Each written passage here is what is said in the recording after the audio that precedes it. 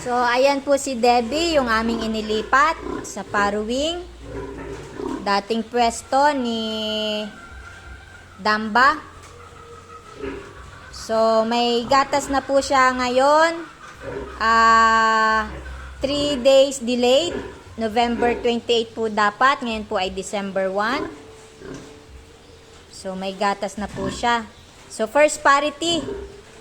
Kaya po malamang, kaya delayed siya. May gatas na po, pero dapat tuturukan na namin yan bukas ng Lutalize.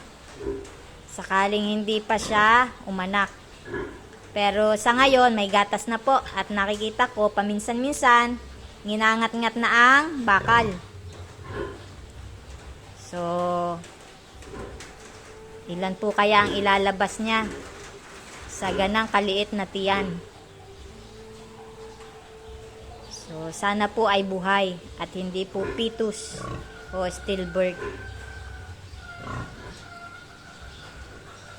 Good luck, Davi. First parity.